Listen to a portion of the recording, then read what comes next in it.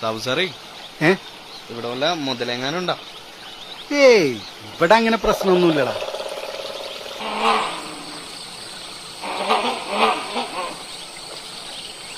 എടാ മൈക്കിളെ, നിനക്ക് നമ്മുടെ സംസ്ഥാന പക്ഷി ഏതാണെന്നറിയോ? അത് മറ്റേ വേഴാമ്പലല്ലേ? മറ്റേ വേഴാമ്പലല്ല, അതാണ് ദി ഗ്രേറ്റ് ഇന്ത്യൻ ഹോൺബിൽ.